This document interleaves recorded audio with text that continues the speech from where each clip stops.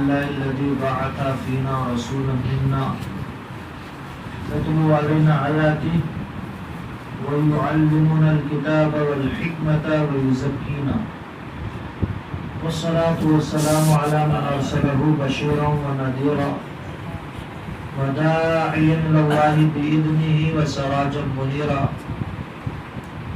وعلى آله وأصحابه الطيبين الكرام. أما بعد، أعوذ بالله من الشيطان الرجيم. بسم الله الرحمن الرحيم. ربنا وابعث فيهم رسولا منهم يتلو عليهم آياتك ويعلمهم الكتاب والحكمة ويزكيهم. صدق الله مولانا العظيم وبلغنا رسوله النبي الأمين الكريم وعلى آله وأصحابه أجمعين. ایک بار بارگاہ رسالت مآب صلی اللہ علیہ وسلم نے امت خزرہ کو نگاہوں میں بسا کر خود دل سے درود پاک پڑھنا. اللہم صلی علی سیدنا وحبیبنا ومولانا محمد وعلى آلہ وسلم.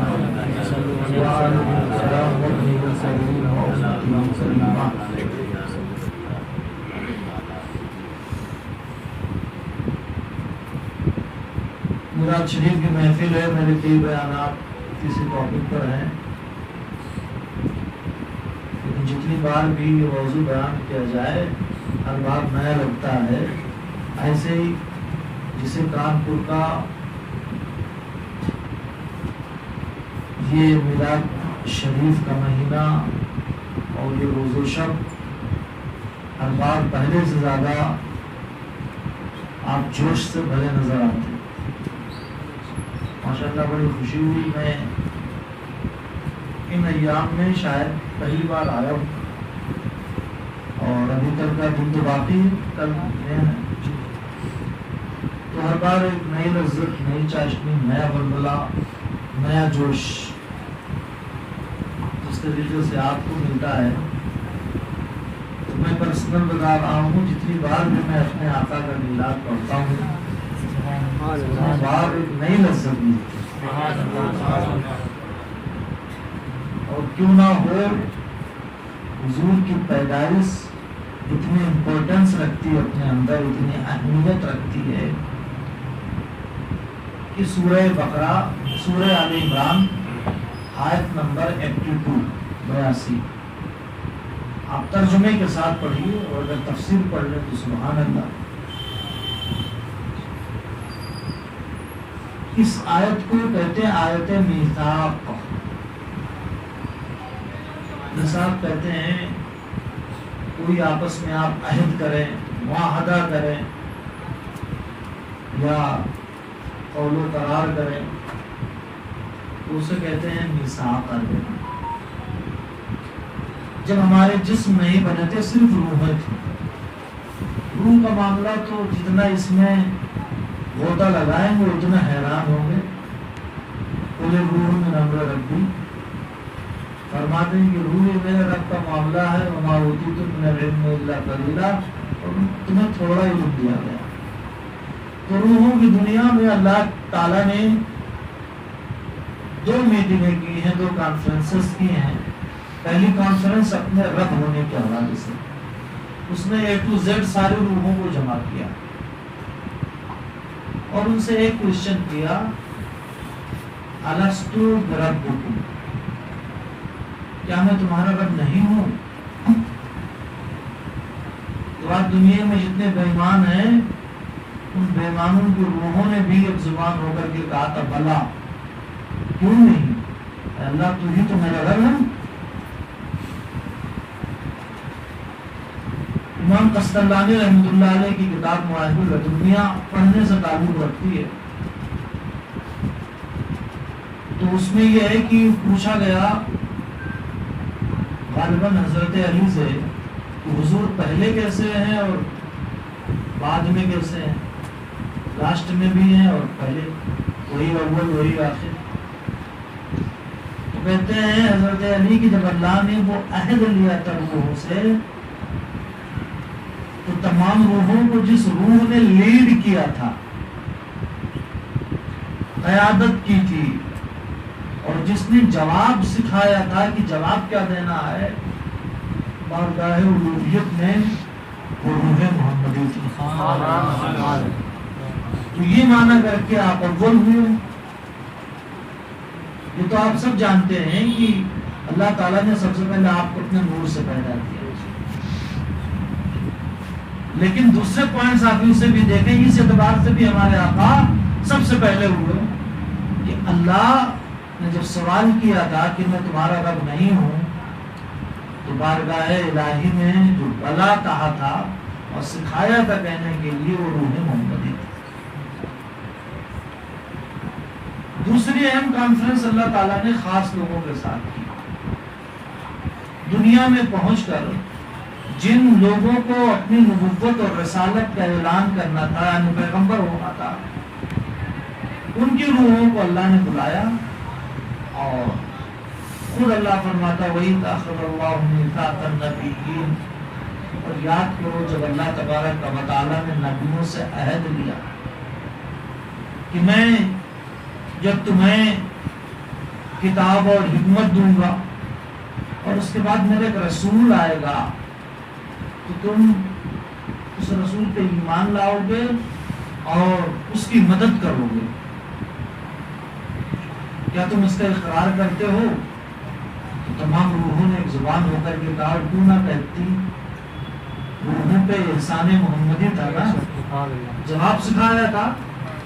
سب کے استاد ہوئے پیارے آقا صلی اللہ علیہ وسلم، تو استاد کی مدد کون شاگرد نہیں کرے گا، کون طالب علم نہیں کرے گا؟ قالوا اقررنا، تو انہوں نے کہا کہ ہاں ہم نے اقرار کیا۔ تو اللہ تعالیٰ نے بات کو مضبوط کرنے کے لیے فرمایا فاشہدوا، تو ایک دوسرے پہ گواہ ہو جائے۔ یوں آدم شیز پہ، شیز آدم پہ، ابراہیم اسماعیل پہ، اسماعیل ابراہیم پہ، موسیٰ عیسیٰ پہ، عیسیٰ موسیٰ پہ گواہ ہو گئے کہ میں تمہارا گواہ ہوں کہ تم نے اقرار کیا، میں تمہارا گواہ ہوں کہ تم نے اقرار کیا۔ بات کو اور مضبوط کرتے ہوئے اللہ تبارک و تعالیٰ نے فرمایا کہ اور میں تم سب پہ گواہ بنتا ہوں، خود اللہ، وَأَنَا مَعَكُمْ مِنَ الشَّاهِدِينَ، میں تم سب پہ گواہ بنتا ہوں کہ تمہیں میری بارگاہ میں، بارگاہ الوہیت میں حاضر ہو کر یہ عہد کیا، جب میرا آخری رسول آئے گا، میرا محبوب آئے گا، تو تم ان پر ایمان بھی لاؤ گے اور ان کے دین کی مدد بھی کرو گے۔ اور مضبوطی کی انتہا جب ہو گئی کہ اللہ تعالیٰ نے وعید بھی سنائی کہ بفرض محال اگر کوئی پھرتا ہے اپنے عہد سے تو وہ فاسق کہا جائے گا، فاسقین میں سے ہوگا۔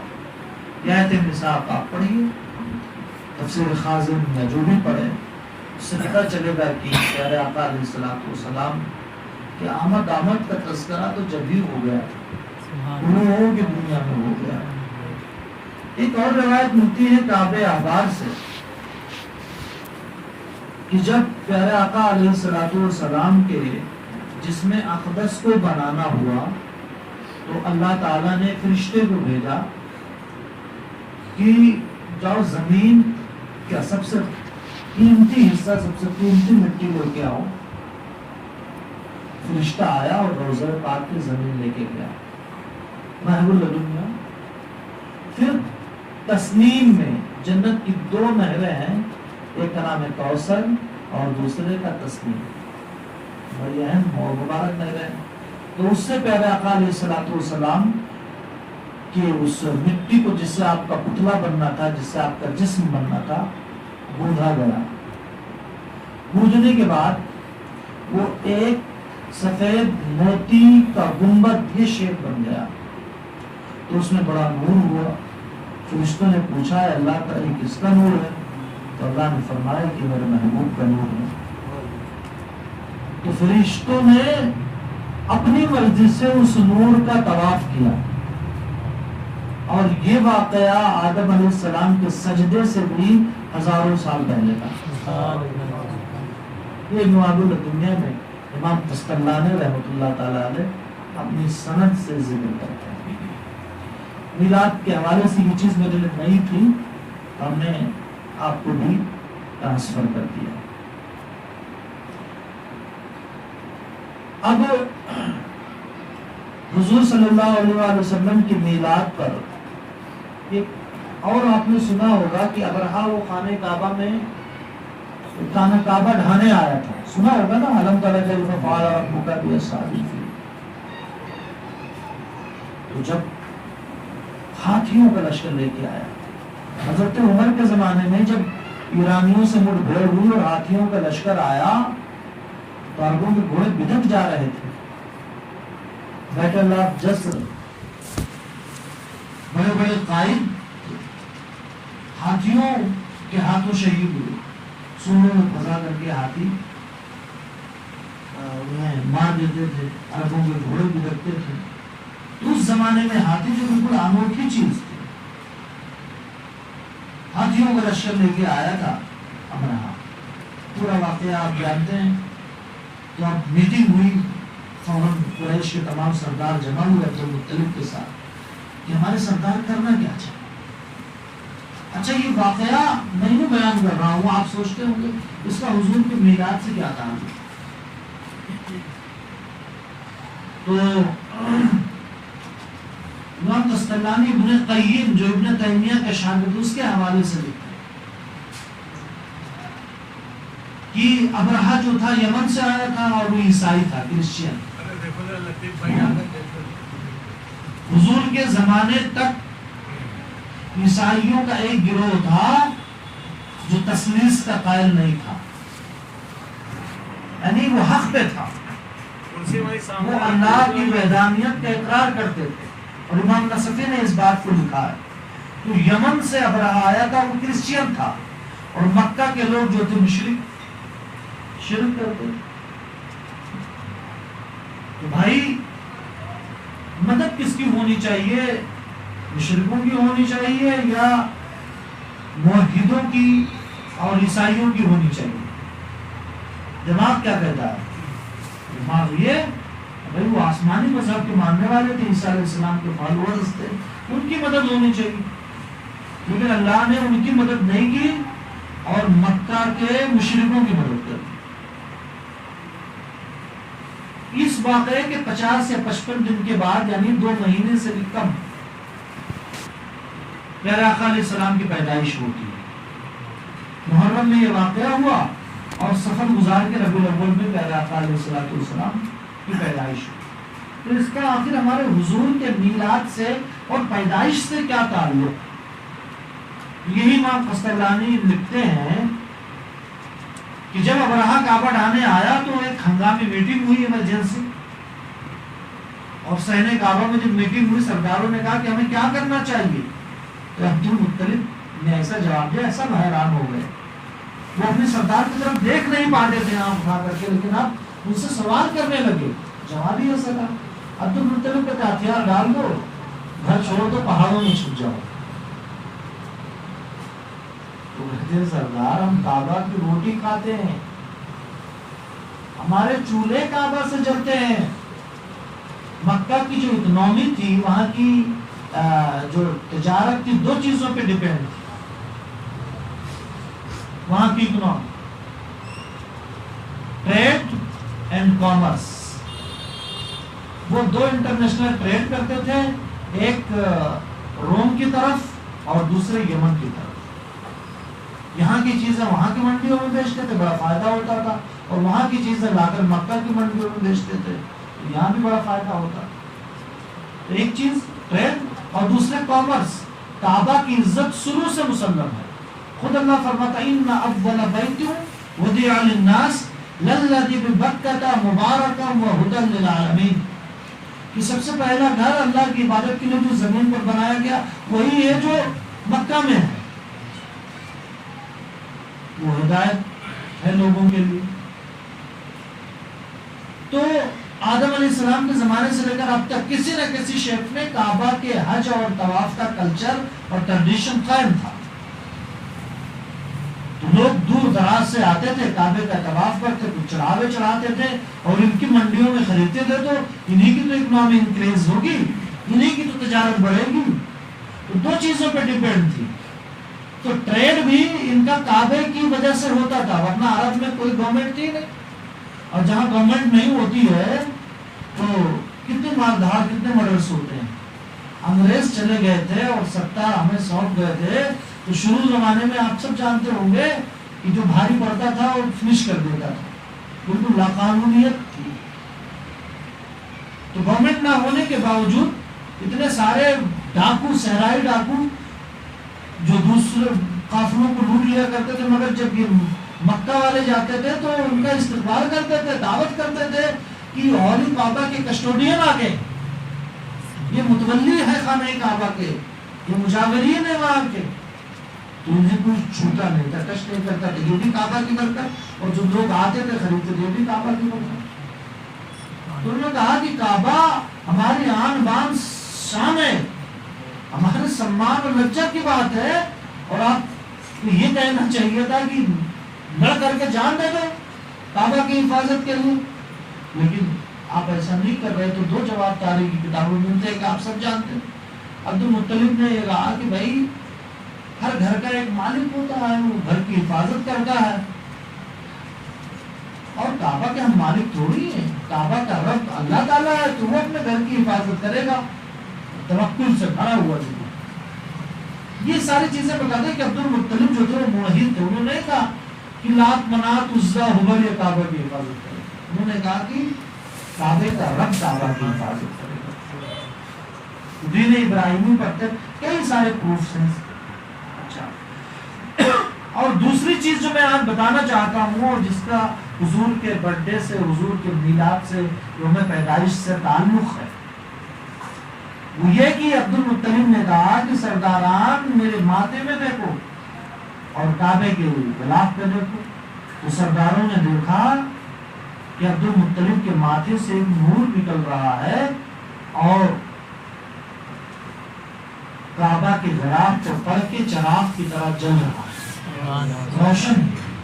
سرداران دنگ رہ گئے کہ میرا سردار عبد المطلب یہ کیا ماجرا ہے, بتائیے, ڈسکلوز کیجیے, ذرا پردہ اٹھائیے. تو کہتے ہیں تو ہمیں بھی نہیں معلوم کس کا نور ہے, کیوں ہے, لیکن ایک چیز پتا ہے کہ جب بھی میں پریشان ہوا ہوں, میرے نور چمکا ہے تو اللہ نے مجھے کامیاب و کامران فرمایا. وہ نور کیا تھا؟ حضرت عباس جو حضور کے چاچا, ان سے پوچھو, وہ اپنے آقا و مولا کی نعت لکھتے ہیں تو یہاں سے شروع کرتے کہ جب آدم اپنے جسم پر درختوں کے پتے چپکا رہے تھے ندامت کی وجہ سے, جو لغزش پیغمبرانہ ہو گئی تھی, تو ان کی دعا اور توبہ کی قبولیت میں یا رسول اللہ آپ کے نور کا بڑا کردار ہے.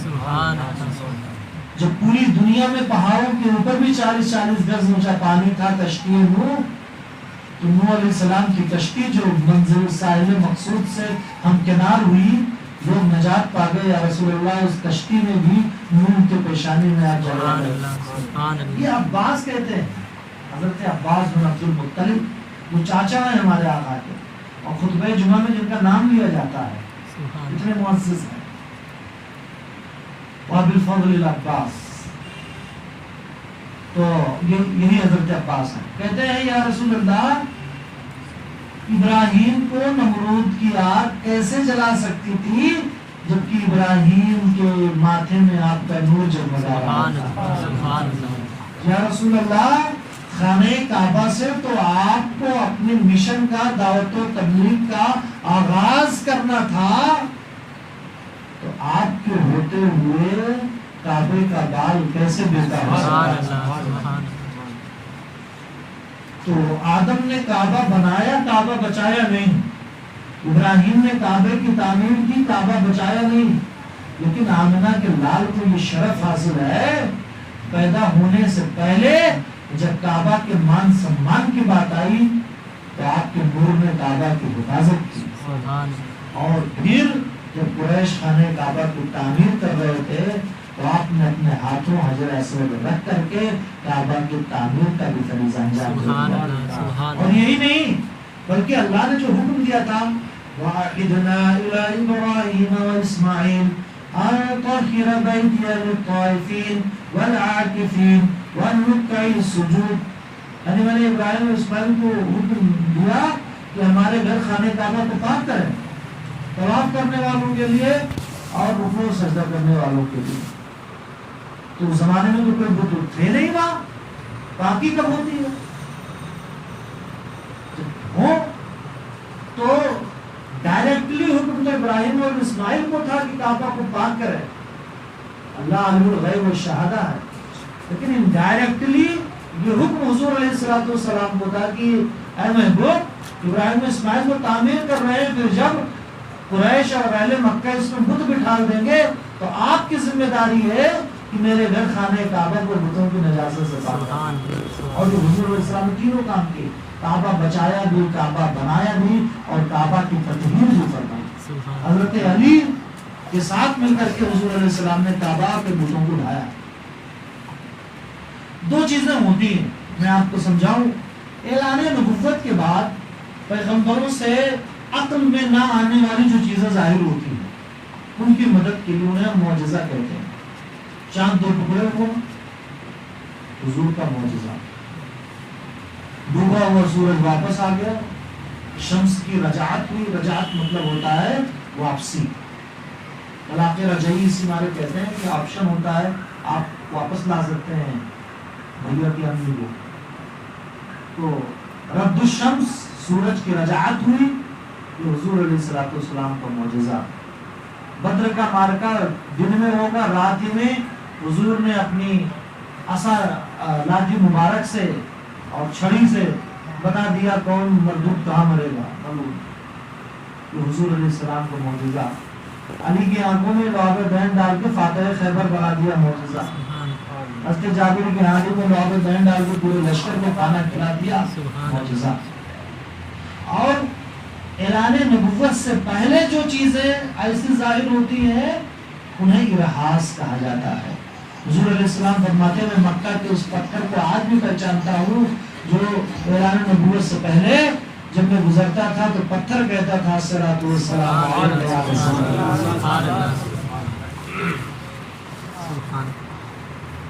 پیڑ سجدہ کیا کرتے تھے حضور علیہ السلام کو, بکریاں سجدہ کیا کرتی تھی. تو حضور کا لحاظ, حضور پیدا ہوئے اور ایران کی آگ جو 1000 سال سے نہیں بجھی تھی یہ حضور کا ہی رہا, بجھ گئی. ارحاس. شاہ کسریٰ کے ایمان اور محل کے 14 کمبرے گر گئے, یہ حضور علیہ السلام کا ارحاس. حضور پیدا ہوئے, آپ کی ناف کٹی ہوئی تھی, یہ ارحاس. حضور کا ختنہ ہو چکا تھا, یہ حضور کا ارحاس. حضور کے جسم سے نور نکلا اور ملک شام تک جگمگا گیا, تو حضور علیہ الصلوۃ والسلام کا ارحاس. سمجھنے کے لیے معجزہ. تو پیارے آقا علیہ الصلوۃ والسلام کو اس قدر اللہ نے معجزے عطا فرمائے کہ اور پیغمبران تو پیدا ہونے کے بعد معجزے دکھاتے ہیں, لیکن آمنہ کا لال ماں کے پیٹ میں ہے اور کعبہ بچا کر کے اتنا عظیم معجزہ دکھا رہا ہے. اب میں اس سے جوڑنا چاہتا ہوں بھائی, شکر منعم واجب ہے. شکر منعم و منشی نہیں, کوئی آپ پر احسان کرے تو اس کا شکر واجب ہے. حضور علیہ الصلوۃ والسلام نے کعبہ پر احسان کیا تھا نا بچا کر کے, تو پیدائش پر جو نابی عبد المطلب نے دیکھا کہ کعبہ بھی آج کسی کی طرف جھک رہا ہے, یہ حسن میں کعبہ شکرانے میں جھک رہا تھا, یا رسول اللہ آپ نے ہمیں بچایا. اور کعبہ کے در و دیوار سے آواز آ رہی تھی ولد المصطفى المختار الذي تحوط بوله الكفار. وہ مصطفیٰ جان رحمت پیدا ہو گیا, مختار کائنات, جن کے ہاتھوں کفار و مشرکین ہلاک ہوں.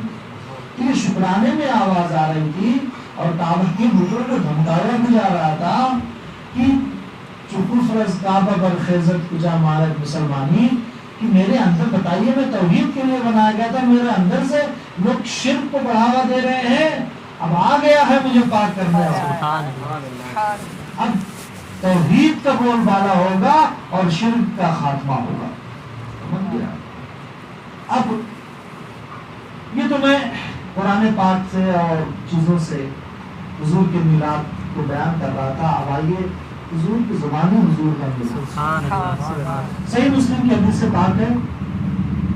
ابھی ہمارے پیام اسلام چینل پہ بھی ویڈیو آئی ہے, وہ کوئی چیزیں ریپیٹ ہو چکی, تو وہ بھی سنیے گا. مسلم شریف کی حدیث سے پاک ہے, پیارے آقا علیہ الصلوۃ والسلام ارشاد فرماتے ان اللہ اصطفیٰ کنانۃ من ولد اسماعیل. حضرت اسماعیل کی اولاد میں اللہ تعالیٰ نے ایک برانچ جو تھی کنانہ کی, اسے اللہ نے سیادت, قیادت, شرف اور بزرگی عطا فرمائی. ہوتے نا ایک باپ کے کئی بچے ہوتے ہیں تو سب اتنے قابل نہیں ہوتے جتنا کوئی ایک ہوتا ہے. حضرت اسماعیل کی اولاد میں سے اللہ نے کنہیں منتخب فرمایا, کنانہ کو. واصطفیٰ قریشا من کنانہ, مسلم شریف کے حدیث سے پاک میں ٹیکسٹ بھی پڑھ رہا ہوں. اور کنانہ میں سے, کنانہ کی بہت سے برانچز ہوئی, تو بنو تیم ہے اور مرہ ہے, یہ سب شاخیں ہوئی, یہ سب قبیلے بنے. تو ان قبیلوں میں قریش کو اللہ تبارک و تعالیٰ نے لیڈرشپ عطا فرمائی, انہیں قیادت عطا فرمائی.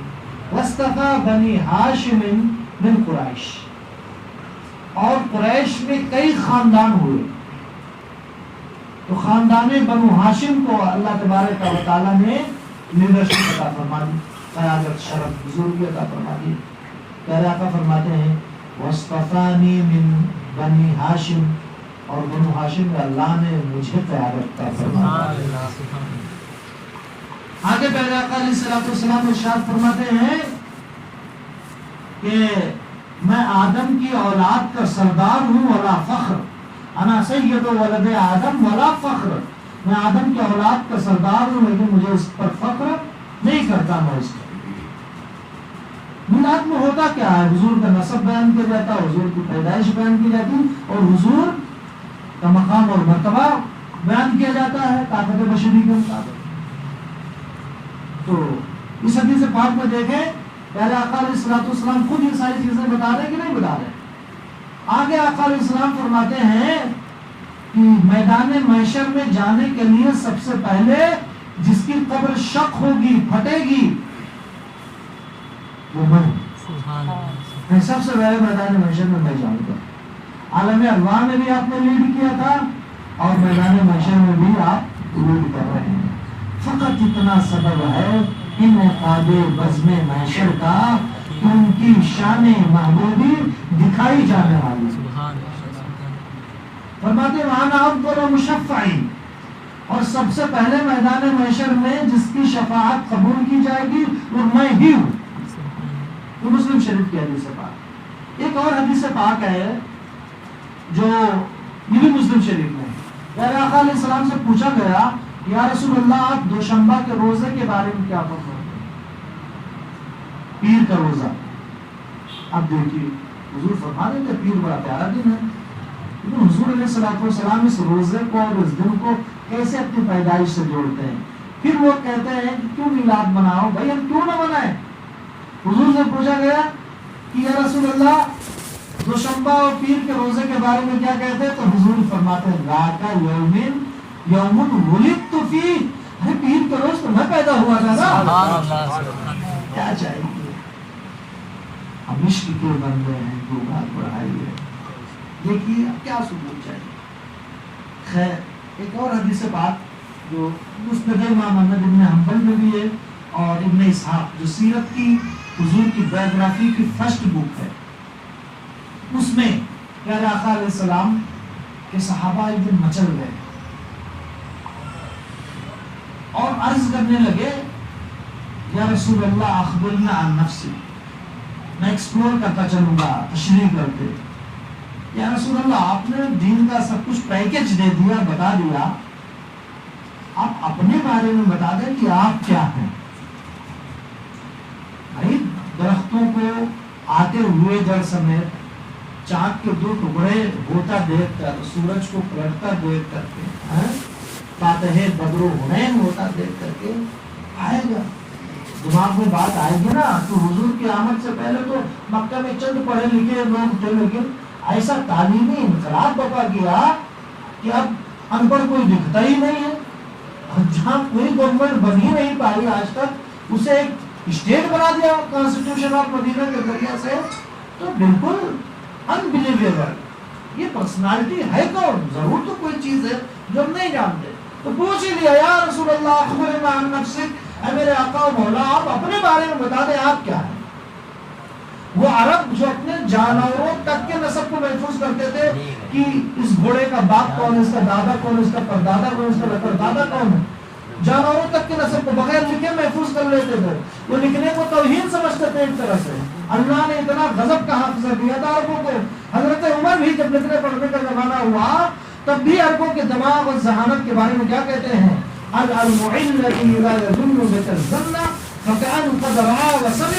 اتنے ذہین ہوتے ہیں کہ اگر آپ کے بارے میں کوئی نظریہ قائم کرنا ہے تو صرف نظریہ آپ کر نہ سمجھو، یہ سمجھ لو دیکھ اور سن کر کے پورے پروف کے ساتھ آپ کے بارے میں ہوتا ہوا. تو کون نہیں جانتا تھا کہ محمد ابن عبداللہ صلی اللہ علیہ وسلم یہی ہے، یا یوم مزمل یہی ہے، یا یوم مدثر یہی ہے، طٰہٰ یہی ہے، یاسین یہی ہے. مگر یہ سب جاننے کے باوجود وہ چاہ رہے تھے. ان کا سوال بتا رہا ہے کہ یا رسول اللہ ہم جو کچھ آپ کے بارے میں جانتے ہیں وہ تھوڑا ہے. یا رسول اللہ کچھ چیزیں بھی ملی، آپ ہماری جانکاری سے بڑھ کر کے بھی کوئی چیزیں جو ہم نہیں جانتے. حضور علیہ الصلوۃ والسلام نے ان کے اس پٹیشن کو، ان کے اس پلی کو، درخواست کو، عرضی کو مسترد نہیں فرمایا، لیا. اور جب جواب دینا شروع کیا سبحان اللہ، تو یہ حدیث پڑھنے اور سننے کے بعد پھر میلاد پہ کوئی سوال نہیں جائے گا. اگر غور کریں آپ کو، جب آپ نے بتانا شروع کیا اپنے بارے میں تو ہر لفظ میلاد مصطفیٰ بنتا چلا گیا. سبحان اللہ سبحان اللہ. آپ یہاں سے اسٹارٹ کرتے ہیں. میرے صحابہ میرے بارے میں پوچھتے ہوں میں کون ہوں، تو سنو، انا دعوت ابراہیم، میں ہی ابراہیم کی دعا کا نتیجہ ہوں. ایک نبی ہوتا ہے، ایک رسول ہوتا ہے، اور ایک اولو العزم رسول ہوتا ہے. حضرت آدم اولو العزم رسول، حضرت نوح اولو العزم رسول، حضرت ابراہیم اولو العزم رسول، حضرت موسیٰ اولو العزم رسول، حضرت عیسیٰ اولو العزم رسول، اور حضور اولو العزم. اولو العزم پیغمبر کے درمیان کم سے کم 500 سال کا فاصلہ ضرور ہوگا. حضور اور حضرت ابراہیم کے درمیان جو فاصلہ تقریباً 2000 سال کا آتا ہے. پہلے آقا علیہ الصلوۃ والسلام فرماتے ہیں میں ابراہیم کی دعا کا نتیجہ ہوں. اور ابراہیم کی دعا کون سی ہوئی؟ جب اللہ نے حکم دیا کہ خانہ کعبہ کی تعمیر کرو ابراہیم اسماعیل کو، تو تعمیر کرنے لگے اور اسی بیچ دعا مانگنا شروع کر دی. دعا مانگی کیا؟ ربنا وابعث فیہم رسولا منہم یتلو علیہم آیاتک ویعلمہم الکتاب والحکمہ ویزکیہم. اے اللہ میری نسل میں ایک ایسا رسول بھیج دے جو ان پر تیری آیتیں تلاوت کرے. کیا مطلب؟ وہ صاحب شریعت ہو، انہیں علم و حکمت کی تعلیم دے اور ان کے باطن کو پیوریفائی کرے، تزکیہ کرے. خلاصہ کہہ سکتے ہیں کہ ابراہیم اسماعیل نے دعا کی، اے اللہ عالم ارواح میں جس پیغمبر کی نصرت اور مدد کا وعدہ کیا تھا اسے کہیں اور نہیں ہماری ہی نسلیں پیدا فرما. عطا فرماتے ہیں میرے بارے میں جاننا چاہتے ہو، میں ابراہیم کی اسی دعا کا نتیجہ ہوں جو ہزاروں سال پہلے سینہ کعبہ سے ہوئی تھی. پہلا سینٹنس دیکھیے. اب یہ حدیث دیکھیے تو اس میں میلاد خود آقا پڑھ رہے ہیں اور سن کون لوگ رہے ہیں؟ صحابہ سن رہے ہیں. جو کام رسول اللہ کریں، جو کام صحابہ کرام کریں، کیا وہ کام بدعت ہو سکتا ہے؟ آگے آقا علیہ السلام فرماتے ہو وَبُشْرَى عِیسیٰ، اور میں عیسیٰ علیہ السلام کی بشارت ہوں، نوید عیسوی ہوں. وہ کیسے؟ یہ بھی قرآن سے پوچھو. عیسیٰ علیہ السلام نے ابراہیم علیہ السلام نے نام نہیں لیا تھا، بس اتنا ہی کہ ایسا رسول بھیجتے جس کی یہ کوالٹی ہو. لیکن جیسے جیسے زمانہ قریب آتا گیا ویسے لیلہ حسن کے چہرے سے پردہ اٹھتا چلا گیا. عیسیٰ علیہ السلام نے نام بھی ڈسکلوز کر دیا. قرآن کہتا ہے وَمُبَشِّرٌ بِرَسُولٍ يَأْتِي مِن بَعْدِي اسْمُهُ أَحْمَدُ، میں خوشخبری سناتا ہوں ایک ایسے رسول کے آنے کی جو میرے بعد آئیں گے اور ان کا نام نامی اسم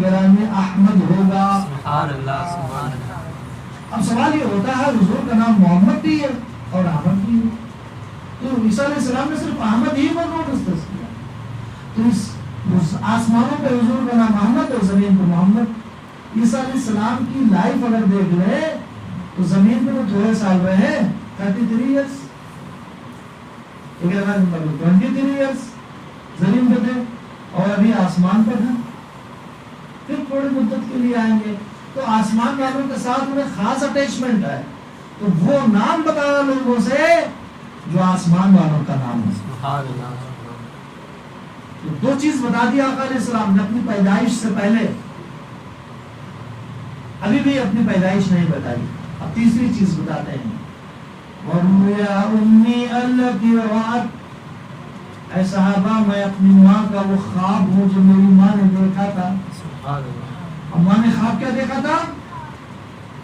سیرت کی کتابوں میں آتا ہے جو پہلا آقا علیہ السلام 6 ماہ کے پیٹ میں ہوئے تو 2 فرشتے آئے، پوچھتے سیدہ آمنہ معلوم ہے تمہارے ساتھ کیا ہو رہا ہے؟ میں نے کہا نہیں کچھ نہیں۔ آمنہ کہتی ہے مجھے کوئی پریشانی ہی نہیں ہوئی، وہ صرف پیریڈ جو عورتوں کا ہوتا ہے وہ رک گیا، اس کے علاوہ کوئی پریشانی نہیں۔ علماء لکھتے ہیں کہ وہ رسول جو قیامت تک کے یتیموں اور بیواؤں کا بوجھ اٹھانے آیا ہو، وہ اپنی ماں کے لیے بوجھ کیسے بن سکتا ہے؟ 6 ماہ کے ہو گئے اور ماں کو پتہ ہی نہیں چلا۔ فرشتے نے مبارکباد دیتے ہوئے کہا یا سیدہ ہنی لکے، اے سیدہ ہے بھی آمنہ مبارک ہو، تمہارے پیٹ میں تو امت کا نبی جلوہ گر ہو گیا۔ فَتُّنِي شَانَكِ وَسَمِّيهِ مُحَمَّدًا، تو اپنا معاملہ چھپا کے رکھنا، اور جب تمہارا نور نظر جلوہ گر ہو تو ان کا نامی اس میں گرامی محمد۔ 3 سینٹنسز، ابھی پیدائش کا ذکر نہیں، اب پیدائش کا ذکر۔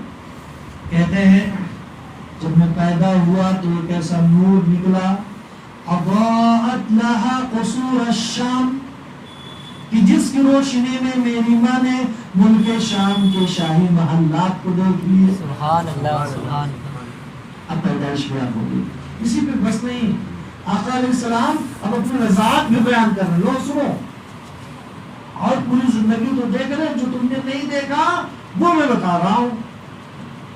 تم نے صادق و امین بنتے کو دیکھا ہے، لیکن ابراہیم کو دعا کرتے نہیں سنا تھا، عیسیٰ کو بشارت دیتے نہیں سنا تھا، امی کی خواب شاید تمہیں نہیں پتا تھا، اور میں نے کس کا دودھ پیا ہے، میرے رضائی ماں کون ہے شاید آپ نہیں جانتے ہو، تو وہ بھی سنو۔ کہتے استرضعت فی بنی سعد بن بکر، میں نے قبیلے بنو سعد میں دودھ پیا ہے، یعنی حلیمیہ سعدیہ میری رضائی ماں ہے۔ کسی نے بس نہیں کیا، ایک شق صدر کا واقعہ بھی بتاتے ہیں، کہتے ہیں جب میں اپنے فوسٹر بردرز اور سسٹرز کے ساتھ، رضائی بھائی اور بہنوں کے ساتھ امی جان کی بکریاں چرایا کرتا تھا، تو جو فرشتے آئے مجھے لے گئے، لٹایا، اوپن ہارٹ سرجری، ہارٹ کو نکالا، آپریٹ کیا، کوئی چیز نکالی، کوئی چیز ڈالی، پھر رکھ کے اپنی جگہ پہ اور کر دیا۔ کہتے ہیں میرا چہرہ اڑا تھا، تو فرشتہ تسلی دیتے، کہنے لگے شہزادے ان قریب تم عزت کے اس آسمان پہ پہنچو گے کہ تمہاری آنکھیں ٹھنڈی ہو جائے گی۔ اب فرشتے نے زمانے بھر کے مسلمانوں کو اپنا عقیدہ بتانے کے لیے ایک عالم مثال میں ایک چیز کی، وہ چیز یہ کہ فرشتے نے کہا ترازو لاؤ، میں تولتے ہیں، تو ترازو لایا گیا، ایک پلڑے میں آپ کو بٹھایا گیا اور دوسرے میں آپ کی امت کے 10 لوگوں کو اٹھایا گیا، 10 لوگ ہلکے ہو گئے، رسول اللہ بھاری گئے۔ فرشتے نے ڈسیبل سسٹم کہانی 10 کو 10 سے ملٹیپلائی کرو تو 100 لوگ رکھے گئے، اب جب اٹھایا گیا تو یہ بھی ہلکے ہو گئے، کہانی پھر اس 100 کو بھی 10 سے ملٹیپلائی کرو، جب 1000 لوگ جس پہ رکھے گئے اور پلڑا اٹھایا گیا اور جب 100 لوگ بھی ہلکے پڑ گئے تو فرشتے نے اپنا عقیدہ بتایا۔ آج اندھا لولا لگڑا شرابی کبابی موز باللہ جو گمراہ ہوا، جو تیرے در سے یار پھرتے ہیں، در بدر ہی خار پھرتے ہیں، سب کہتے پھرتے رسول ہماری طرح تھے۔ فرشتوں کا عقیدہ دیکھو، فرشتہ کیا کہہ رہا ہے، ارے انہیں تولنا بند کرو، اگر اس پلڑے میں ان کی پوری امت کو رکھ دو گے تو پوری امت ہلکی پڑ جائے گی اور یہ بھاری ہے بھاری رہے گا. ہزاروں جبرائیل اونچے ہوئے ہیں گردے منزل میں، نہ جانے کس قدر اونچا ہے کاشانہ محمد کا صلی اللہ علیہ وسلم. تو یہ حدیث جو ہم نے پیش کی میں نے تھوڑا تشریح کر دی ہے، لیکن میلاد اپنا میلاد خود آقا بیان کر رہے ہیں اور صحابہ کرام سن رہے ہیں. اب دو منظر میں دکھانا چاہتا ہوں سیرت کی کتابوں سے. جب حضور پیدا ہوئے تو حضرت آمنہ کے گھر کا کیا ماحول تھا اور خانہ کعبہ کا کیا ماحول تھا. بی بی آمنہ کے گھر میں آتے حضرت آمنہ کہتی ہیں دیکھو رات آئی جس کی صبح میرے فرزند کو میرے بیٹے کو پیدا ہونا تھا. یہ رات جو ہے کل والی رات جسے شب ولادت کہتے ہیں، تین اعتبار سے علماء نے لکھا کہ شب قدر سے بھی افضل ہے. شب میلاد شب قدر سے افضل ہے. تین دلیلیں دی ہیں امام قسطلانی کی کتاب معارف العلوم میں اٹھا کے دیکھیں. ایک تو یہ کہ شب قدر حضور کو تحفے میں ملی اور شب ولادت خود وہ تحفے والا آیا. آپ اگر ہمیں تحفے میں یہ رومال دیں، اس تحفے کی قدر ہے یا میری قدر؟ میں نہیں ہوتا تو بھائی کسے تحفہ دیتے؟ تو حضور اگر نہ ہوتے تو رات تحفے میں کیسے ملتی؟ تو تحفے سے زیادہ تحفے والے کی اہمیت ہوتی ہے. تو شب قدر تحفے میں ملی اور شب ولادت میں خود تحفے والا تشریف لایا. اور دوسری جب دلیل جو دیتے ہیں وہ یہ کہ شب قدر صرف مسلمانوں کو یہ رات ملی، یہ صرف امت مسلمہ کے لیے رحمت ہے. عیسیٰ علیہ السلام، موسیٰ علیہ السلام کسی پیغمبر کی امت کے لیے رحمت نہیں ہے. 83 سال سمتھنگ ایک رات کی عبادت 83 سال کی عبادت سے بھاری ہو، بہتر ہو. یہ صرف ہمارے لیے اور کسی پیغمبر کی امت کے لیے نہیں. لیکن شب میلاد جو ہے وہ اس امت کے لیے بھی رحمت ہے، عیسیٰ اور عیسائیت کے لیے بھی رحمت ہے، موسیٰ اور موسوی یہودیت کے لیے بھی رحمت، آدم اور آدمیت کے لیے بھی رحمت. تو یہ دو دلیلیں. تیسری دلیل فی الحال ہمارے دماغ میں نہیں ہے، وہ بھی میں کسی موقع سے بیان کر دوں گا انشاءاللہ. تو کہتی ہے جب وہ شب آئی جس کی صبح میرے فرزند کو پیدا ہونا تھا، جس کی صبح انسانیت کو مسکرانا تھا، جس کی صبح شب غم کا سویرا ہونا تھا، تو کہتے ہیں سر شام سے ایسے لگا کہ میرا پورا آنگن حسین، میرا پورا آنگن کھچا کھچ بھر گیا ہے. پیروں کی چاپ سنائی دے رہی ہے، قدموں کی آہٹ سنائی دے رہی، مگر کوئی نظر نہیں آ رہا. آمنہ کہتی میں گھبرا گئی، آخر ماجرا کیا ہے؟ لوگ ہیں اور میں دیکھ نہیں پا رہی ہوں. اس سے پہلے کہ خوف اور بڑھے، ایک بگلے کی طرح سفید رنگ کا پرندہ آیا اور کہتے ہیں سینے پہ پڑپڑایا اور سارا خوف دور ہو گیا. اس کے بعد سفید شربت کا جام لسی کی طرح دیا گیا. آمنہ کہا گیا پیو. جناب آمنہ نے دیا تو کہتی ہیں ہماری نگاہوں سے سارے پردے اٹھ گئے اور میری نگاہیں اب وہ دیکھنے لگی جو پہلے میں نہیں دیکھ پاتی تھی. تو آمنہ کہتی ہے میں اور گھبرانے لگی. میں نے دیکھا کہ ہمارا پورا آنگن حسین و جمیل عورتوں سے کچا کچ بھرا. تو آمنہ کہتی گھبراہٹ یہ ہونے لگی کہ فرشتے نے کہا تھا کہ آمنہ کسی سے بتانا نہیں کہ تمہارے یہاں بچے پیدائش ہونے والی. یہ جو عورتیں ہیں یہ مکے کی تو لگ نہیں، اگر ہوتی تو بھائی ہم پہچانتے. اس زمانے مکے کی پاپولیشن کو زیادہ تھوڑے تھے، آپ کے محلے کے برابر سمجھ لو. اور اگر یہ دور سے آئے ہیں باہر سے تو اس زمانے میں لگزریس گاڑیاں تھوڑی تھی ہمارے یہاں ایسی والی. لوگ گھوڑے خچر ان سے سفر کرتے تھے یا پیدل، تو ان کے کپڑے گندے ہوئے ہوتے، ان کے چہرے پہ گرد و غبار کے آثار ہوتے. اچھا چلو یہ بھی مان لو. تو انہیں بتایا کس نے؟ مکے کے باہر یہ خبر کیسے گئی کہ ہمارے یہاں بچے کی پیدائش ہونے والی ہے؟ ابھی اسی شش و پنج میں تھی کہ ایک خاتون مسکراتے ہوئے آگے بڑھتی ہے، کہتی ہے آمنہ پہچانو، ارے ہم کوئی غیر تھوڑی ہے، میں مریم بنت عمران عیسیٰ علیہ السلام کی والدہ ہوں. میرے بغل میں جو خاتون ہے یہ سجدہ آسیہ فرعون کی بیوی ہے، اور یہ جو حسین و جمیل عورتوں کا جمگھٹا دکھائی دے رہا، یہ کوئی عام عورتیں نہیں ہیں، یہ جنت کی ایک نمبر کی حوریں جنہیں حور عین یعنی بڑی بڑی آنکھوں والیاں کہا جاتا ہے، وہ حوریں ہیں۔ اے آمنہ آج ہم سب جنت سے تمہارے آنگن میں اتر کے میلاد مصطفیٰ منانے آ جائیں۔ یہ آمنہ کے گھر کا ماحول، اور بھی چیزیں اس روایت میں ہیں لیکن میں شارٹ لے کے چلتا ہوں۔ خانہ خدا کا کیا ماحول تھا، یہ بیان کرنے سے پہلے میں ہسٹری کا ایک پیج آپ کے سامنے رکھوں گا۔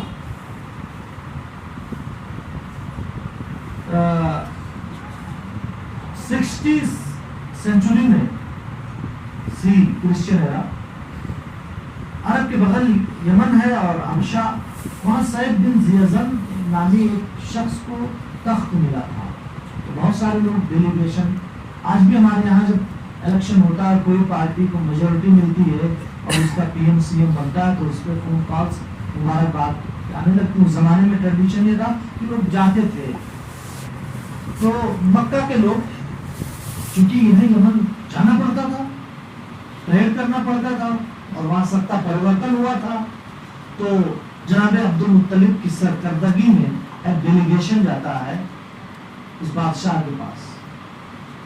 بادشاہ نے کہا کہ کہاں سے آئے، تم لوگوں نے بتایا کہ ہم مکہ سے آئے، تو بہت ہی اکرام کیا، بڑی عزت دی، سب کو بہت تحفے تحائف دیے اور سب کے کئی گنا زیادہ جناب عبد المطلب کو دیا۔ سعید بن زیزن نام تھا، عیسائی بادشاہ تھا، عالم بھی تھا۔ اکیلے میں عبد المطلب کو بلا کر بادشاہ نے کہا کہ عبد المطلب، میں آپ کو ایک خوشخبری سنانا چاہتا ہوں کہ وہ آخری رسول جس کے آنے کی بشارت ہماری کتابوں میں بائبل میں ہے وہ آنے والے ہیں، اور وہ عرب میں پیدا ہوں گے، مکہ میں پیدا ہوں گے، قریش میں پیدا ہوں گے، بنو ہاشم میں پیدا ہوں گے۔ اے عبد المطلب، شبانہ کیا تمہارے گھر میں پیدا ہوں گے اور تم ان کے دادا بنو گے۔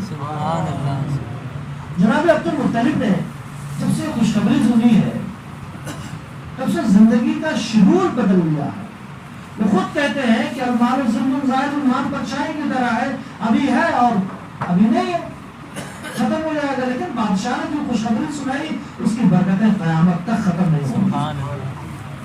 زندگی کا شیڈول یوں چینج کر لیا کہ دن بھر صحن کعبہ میں میٹنگیں کرتے، کانفرنسز چلتی ہیں، سیمینارز چلتے ہیں کہ کس طریقے سے مکہ کے جھگڑے نپٹائے جائیں، کس طریقے سے ان کی اکنامی اور ان کے ٹریڈ کو بڑھاوا دیا جائے، اور کس طریقے سے ان کے جھگڑے سلجھائے جائیں۔ اور جب رات ہو جاتی ہے لوگ اپنے اپنے گھروں کو چلے جاتے ہیں تو مکے کا بوڑھا سردار جاگ جاگ کر کے خانہ کعبہ کا طواف کرتا ہے۔ گویا کہ عبد المطلب نے ٹھان لیا تھا کہ جب میرا نصیبہ بیدار ہوگا اور دعوت ابراہیمی اور نوید عیسوی میرے آنگن میں جلوہ گر ہوگا، میں خواب غفلت میں نہیں رہوں گا، میری آنکھیں بند نہیں ہوں گی بلکہ کھلی ہوئی ہوں گی، اور اس وقت میں خانہ کعبہ کا طواف کر رہا ہوں۔ عبد المطلب خانہ کعبہ کا طواف کر ہی رہے تھے کہ اچانک دیکھتے ہیں کہ کعبہ جس کا طواف آدم سے لے کر اب تک پیغمبروں نے کیا، وہ کعبہ بھی آج کسی کے گھر کی طرف جھک رہا ہے، اور اس کے در و دیوار سے آواز آ رہی ہے، وَلِدَ الْمُصْطَفَى الْمُخْتَارِ الَّذِي تَحْرِقُ بِيَدِهِ الْكُفَّارِ۔ اور ظاہر سی بات ہے اگر یہ گھر یوں جھکے 90 ڈگری تو ہم لوگوں میں کیا حال ہوگا؟ ذرا زلزلہ آتا ہے کچھ پوائنٹ کا اس میں سے نہیں جاتے ہیں۔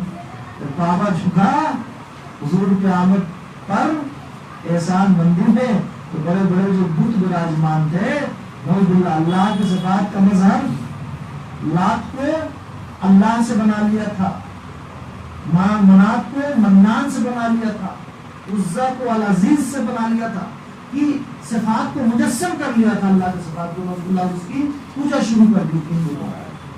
تو سارے لات منات عزا حبل کی ہوائیاں اڑ گئی، سب زمین بوس ہو گئے۔ امام اہل سنت اس منظر کو بیان کرتے ہیں، تیری آمد کی بیت اللہ مجھے کو چکا، تیری ہے بتی کی ہر بتر کرا کے گر گیا۔ سبحان اللہ۔ عبد المطلب سوچتے ہیں کہ بڑا انسیڈنٹ اور حادثہ اور واقعہ ہونے والا ہے. مکے کی خاموش فضا میں ایک نسوانی آواز عبد المطلب کے کانوں میں گونجتی، یا سیدہ قریش ہنیئا لک، اے سردار قریش مبارک ہو. عبد المطلب کہتے ہیں بیٹے کس چیز کی مبارکباد دے رہے ہو رات گئے؟ اتنے میں خاتون چلتے چلتے وہ آگے آ جاتی ہیں اور کہتی ہیں عبد المطلب تمہارے مرحوم بیٹے جناب عبداللہ جن کا شام کی تجارتی سفر میں کچھ مہینوں پہلے انتقال ہو گیا تھا، آج ان کے یہاں چاند سے بھی زیادہ خوبصورت چہرے والا فرزند پیدا ہوا. سبحان اللہ سبحان اللہ. عبد المطلب کعبے کے طواف کو چھوڑتے ہیں. سبحان اللہ. سارے افتادے جہاں کرتے ہیں کعبے کا طواف، کعبہ کرتا ہے طواف کرے والا تیرا. سبحان اللہ. تو کعبے کا طواف چھوڑتے ہیں اس لیے کہ اب گھر کی چوکھٹ پہ جانا ضروری ہے. عرب کا کلچر تھا کہ بچہ پیدا ہونے کے بعد باپ کی گودی میں دیا جاتا، یہ وہاں کا کلچر تھا. لیکن یا رسول اللہ آپ کی یتیمیت پہ ہماری جانیں قربان. وہ رسول جس نے قیامت تک کی یتیموں کی لاج رکھی ہو اور فرمایا ہو کہ سب سے بہتر گھر وہ گھر ہے جس میں کوئی یتیم پڑ رہا ہو. معیار دیکھیے، بلڈنگوں کنسٹرکشن اور اس کے ڈیکوریشن کو معیار نہیں. جھوپڑی ہو لیکن اس میں کوئی یتیم پل رہا ہو تو وہ گھر محلے کے سارے گھروں سے افضل ہے. رسول جو فرمائے آنا وکافل الیتیم ہاکذا فی الجنہ، میں اور یتیم کو پالنے والے جنت میں ساتھ ساتھ ہوں گے. اور انہوں کو ملایا. وہی رسول جو پیدا ہوا باپ کا سایہ سر سے اٹھ چکا. آمنہ سوچتی ہے کس کی گودی میں دوں. اتنے میں دروازے کو دستک ہوتی ہے. جناب عبد المطلب بیٹی آمنہ لاؤ میرے آنکھوں کی ٹھنڈک کو، لاؤ میرے دل کے قرار کو، لاؤ میرے سینے کے چین کو، لاؤ مرحوم بیٹے عبداللہ کی نشانی کو دادا کی گودی میں دو. سیدہ آمنہ سفید کپڑے میں رسول ہاشمی کو لپیٹتی ہے اور اپنی تحریر پہ آتی ہے. جناب عبد المطلب کی گودی میں دیکھتی ہے اور دیتے دیتے سارے واقعات جو ارحاسات ہوئے تھے وہ سب بیان کرتے چلی جاتی ہیں. ابا حضور میرا بیٹا کوئی معمولی بیٹا نہیں. جب یہ 6 ماہ کے میرے پیٹ میں تھے تو فرشتے نے یہ کہا تھا. جب یہ پیدا ہوئے تو ان کے جسم سے نور نکلا جس کی روشنی میں میں نے ملک شام کے شاہی محلات کو دیکھ لیے. جب وہ پیدا ہوئے تو یہ ختمہ شدہ تھے. جب وہ پیدا ہوئے تو ان کی ناف کٹی ہوئی تھی اور جب وہ پیدا ہوئے تو حالت سجدہ میں تھے. ایک دم صاف ستھرے پیدا ہوئے، آنکھوں میں سرما لگا ہوا، کنگھی کیے ہوئے، اتنے طیب و طاہر پیدا. عبد المطلب کہتے بیٹی آمنہ اب بوڑھے سردار عبد المطلب کے صبر کا امتحان نہ لو، پیمانے صبر لبریز ہو رہا ہے. بوڑھے عبد المطلب کی پیشانی سجدہ شکر ادا کرنے کے لیے بوجھل ہوئی جا رہی ہے.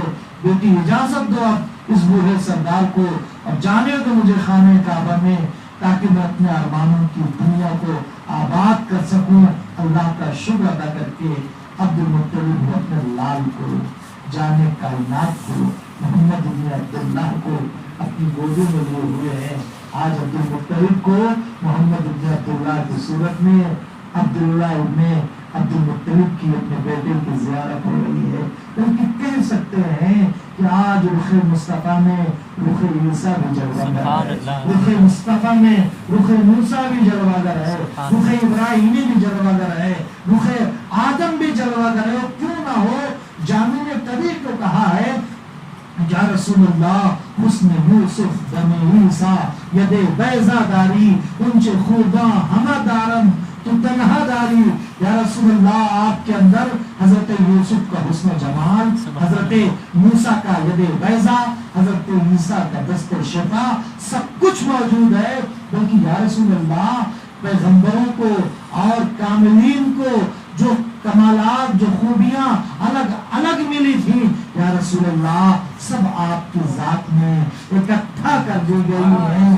یہ اپنے بیٹے کو چمکارتے، راج کرتے، بلائیں لیتے، سینے سے لگاتے، صحن کعبہ میں اس جگہ پہنچ گئے جہاں ہزاروں سال پہلے دعا ابراہیمی گونجی تھی، ربنا وابعث فیہم رسولا منہم یتلو علیہم آیاتک ویعلمہم الکتاب والحکمت ویزکیہم۔ آج دعا ابراہیمی محمد ابن عبداللہ بن کر جناب عبد المطلب کی گودی میں کھیل رہی ہے۔ عبد المطلب اپنے لاڈلے کو جب صحن کعبہ میں لے کے جاتے ہیں تو اتنے خوش ہیں کہ قیامت تک کا کوئی دادا اتنا خوش نہیں ہوگا۔ جناب عبد المطلب اپنی گودی میں لیتے اور جب گنگناتے ہیں خوش ہو کر کے تو لفظ لفظ میلاد مصطفیٰ بنتا چلا جاتا۔ عبد المطلب کہتے الحمدللہ الذی اعطانی هذا الغلام الطیب الاربانی قد ساد فی المہد علی الغلمان وعیدہ بالبیت ذی الارکان من حاسد مغترب عنانی ومن شر ذی شانی۔ اے اللہ تیرا لاکھ لاکھ شکر و احسان ہے، تو نے مجھے اتنا پاک صاف ستھرا بیٹا دیا کہ وہ بھی دادا کی گودی میں ہے مگر قیامت تک کے سارے بچوں کے سردار لگتے ہیں۔ اے اللہ میں اپنے فرزند کو تیرے گھر کی پناہ میں دیتا ہوں، اے اللہ میرے لاڈلے کو حاسدوں کے حسد سے اور دشمنوں کی دشمنی سے محفوظ فرما لو۔ بس آخری بات کہتے گفتگو ختم کر دوں۔ من تو چاہتا ہے کہ بیان کرتے رہیں اور آپ تو من بھی کر رہا ہوگا، لیکن ابھی نیاز ہونا ہے اور ساری چیزیں ہیں۔ حضور علیہ السلام کا نام محمد کیوں پڑا صلی اللہ علیہ وسلم؟ علماء نے دو چیزیں لکھی ہیں۔ ایک تو وہی بات ہے کہ فرشتے نے آ کر امی سے کہا تھا یہ نام رکھنا۔ عربوں میں اس ٹائپ کا نام رکھنے کا کوئی کلچر نہیں، لیکن یہ نام رکھا گیا تو لوگوں کو عجیب لگا۔ دوسرا ریزن جس کی وجہ سے حضور کا نام اس میں گرامی محمد ہوا صلی اللہ علیہ وسلم، وہ یہ کہ عبد المطلب لیٹے ہوئے ہیں صحن کعبہ میں اور خواب دیکھتے ہیں کہ ان کے ریڑھ کی ہڈی سے چین نکلی ہے جو گہرائی میں تحت الثری تک یعنی زمین کے دائیں میں آخری حصے تک پہنچ گئی اور بالائی میں بلندی میں آسمانوں تک پہنچ گئی۔ نیچے جو حصہ گیا زنجیر کا وہ جل کی شیپ بن گیا اور اوپر جو حصہ گیا اس میں صاحب کئی شاخیں نکلی آسمان پر، اس میں بے شمار پتے اور ہر پتے سے بے شمار لوگ لٹکے ہوئے۔ مکے میں جو لوگ خواب کی تعبیر بتائی تو ان سے پوچھا تو باؤنس گیا، سمجھ میں نہیں آیا۔ ملک شام میں ایک راہبہ تھی بہت عالمہ نیک سیرت پرہیزگار، ان سے کہا کہ میں نے ایسا ایسا خواب دیکھا ہے۔ تو اس نے کہا کہ عبد المطلب سب سے پہلے اپنا انٹروڈکشن دیجیے، تعارف کر رہے آپ ہیں کون، اس لیے کہ نارمل انسان ایسا خواب دیکھ ہی نہیں سکتا۔ عبد المطلب کہتے ہیں کہ میں خانہ کعبہ کا متبنی ہوں، میرا قبیلہ قریش ہے، خاندان بنو ہاشم، نام عبد المطلب ہے۔ جب اپنا تعارف دیتے ہیں تو نیچے سے اوپر تک نہارتی ہے اور کہتے ہیں عبد المطلب اگر تمہارا خواب سچا ہے تو تمہیں سروار مبارک ہو، اس لیے کہ آپ کی نسل میں ایک ایسا بچہ پیدا ہونے والا ہے جس کی عظمت کا سکہ نہ صرف زمین پہ چلے گا بلکہ اس کی عظمت کا فریرہ آسمانوں پہ بلند ہوگا۔ فرش والے پریشان تک کا علم کیا جانے، خوش روا عرش پہ اڑتا ہے فریرہ تیرا، وما علینا الا البلاغ، استغفر اللہ رب العزت، لا الہ الا اللہ محمد رسول اللہ۔ الحمدللہ الذی بعث فینا